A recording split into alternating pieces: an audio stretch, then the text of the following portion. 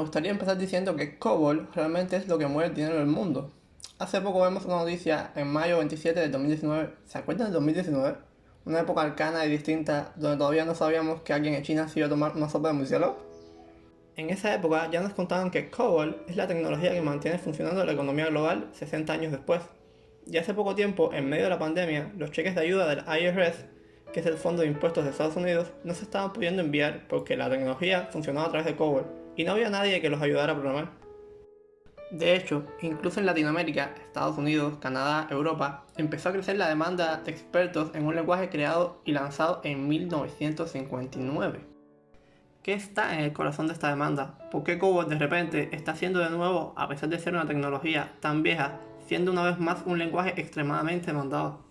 Para ello, hay que entender que COBOL es el lenguaje sobre el que funcionan los bancos, los sistemas de seguros e incluso el gobierno. Muchos de los sistemas de impuestos de los gobiernos funcionan en COBOL.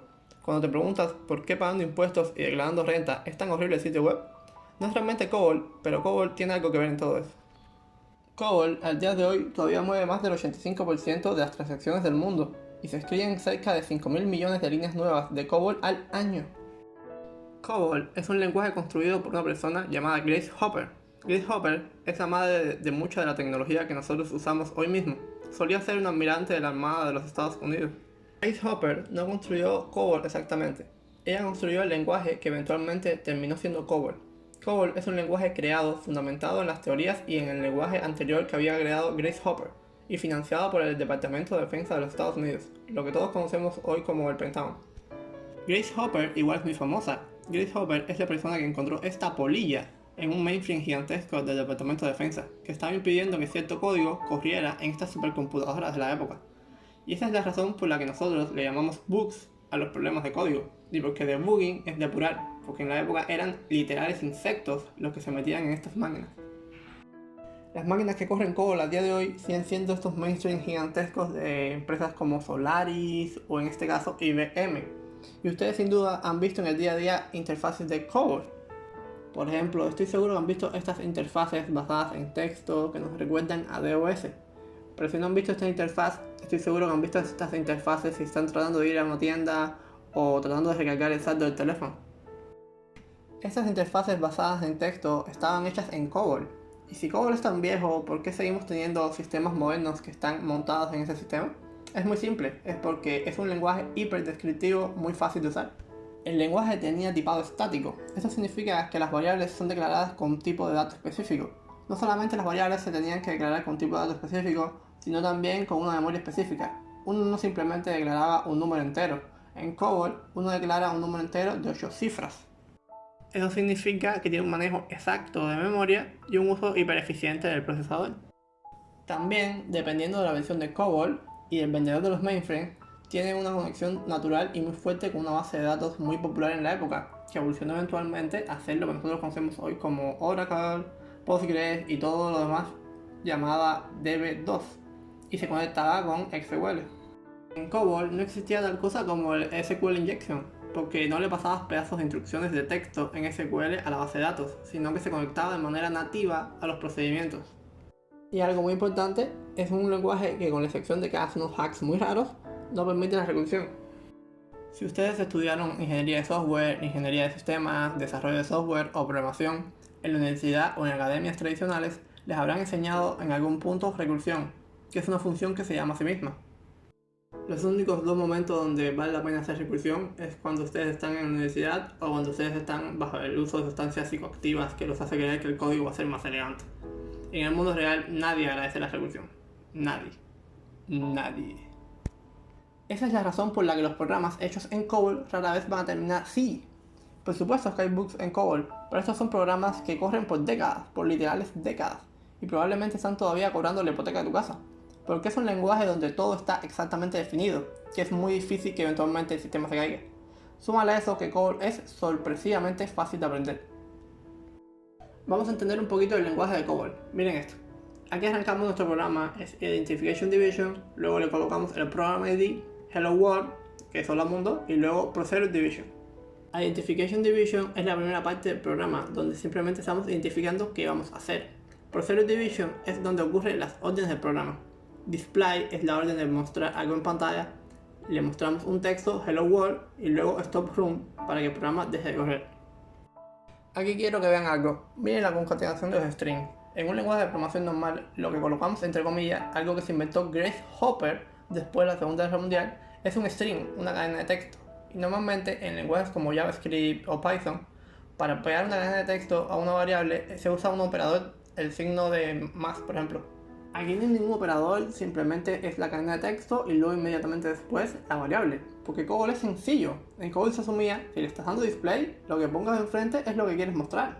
No necesitas operadores, y eso es todo. Luego, ¿cómo funcionaban los condicionales? Esto es muy similar a una combinación entre BASIC y Python. Es un if, tiene una indentación, luego tiene un else y luego tiene un end-if. Luego empiezan a haber cosas un poco más raras, como por ejemplo cómo funcionan los ciclos.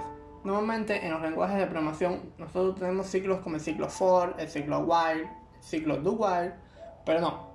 En COBOL, ustedes en el procedure division declaran que una función, en este caso la función bParatimes, que son las que están declaradas en la parte de abajo, esa función va a hacer la ejecución performs. Entonces performs ejecuta bParatimes 3 veces. Y luego abajo está la función que tiene que ocurrir 3 veces. A ver, no les estoy diciendo que sea un lenguaje sencillo, es raro, esta cosa fue inventada hace muchos años, antes que todos tuviéramos televisión en la casa. Pero esta es la forma en la que funcionaba el código y en la que sigue funcionando el código que hoy en día mantiene todo nuestro sistema financiero con vida. Y las personas dicen, ¿los bancos corren con código de los 70 que nadie sabe cómo está hecho? Con razón nuestro sistema financiero es tan débil. Pero luego resulta que no es verdad. Tal vez los jóvenes como yo no lo recuerden, pero en el año 2000 existió lo que se llamaba el Y2K, o la crisis del Y2K, cuando la tecnología iba a estallar y todos íbamos a morir. Entonces de repente múltiples empresas hicieron que un ejército de programadores reconstruyeran el código de los 70 que corría en COBOL a lo largo de sistemas financieros, transnacionales y de gobierno, de todo el planeta, no solo de los Estados Unidos, y reconstruir todos nuestros sistemas. Y eso hizo que mucho del código de COBOL realmente no es de los años 70 u 80, es del año 2000, porque fue cuando se reprogramó, porque la gente creía que todo el sistema iba a fracasar cuando el contador de años pasara de 99 a 00, y los programas creyeran que era 1900. Al final del día no pasó mucho y tenemos códigos relativamente modernos. Quizás la pregunta que tenemos que respondernos es esta: ¿qué prefieres que sea el lenguaje que mueva tu dinero? ¿Código en COBOL que lleva 40 años funcionando o código en Rust que lleva 40 días desde que se programó? Porque esto es parte de la narrativa. Por más que nosotros tengamos lenguajes modernos basados en script, con Docker, con Kubernetes, que corren AWS y funciones lambda y donde usamos recursión, la realidad es que son sistemas increíblemente sólidos que a día de hoy siguen manteniendo nuestra civilización corriendo. De hecho, COBOL era revolucionario. COBOL reemplazó a Assembler, el código de máquina, y es una de las revoluciones más importantes de la computación moderna, que eventualmente derivó en lo que hoy conocemos como HTML, CSS y JavaScript, que sería la siguiente gran revolución. Un ejemplo de usabilidad de la época es la verificación musical de números. Los contadores tenían que estar escribiendo números constantemente y en ocasiones no sabían si estaban metiendo el número correcto o el número incorrecto. En esa época los teclados se usaban más por el teclado numérico, que hoy pocos usan. ¿Y cómo sabían que el código era correcto? Pues resulta que en COBOL uno podía programar que cada vez que uno oprimía una letra sonara un sonidito. Entonces programadores de la época programaban del 0 al 9 con un tono ligeramente distinto. Esto inspirado en los primeros teléfonos de teclado, que si ustedes lo notan, cada número suena distinto. Entonces, internamente, los contadores de la época sabían que si la nota era distinta, de pronto metían un 8 en vez de un 9, y podían arreglarlo más rápidamente. Esa es usabilidad del pasado que a día de hoy hemos perdido.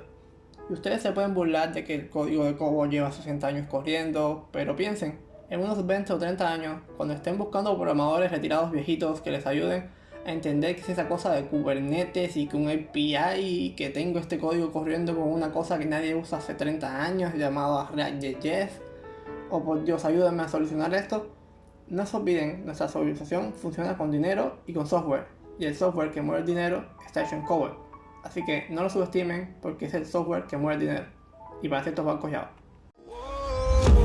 Hold on just a little, we'll meet right here in the middle ground.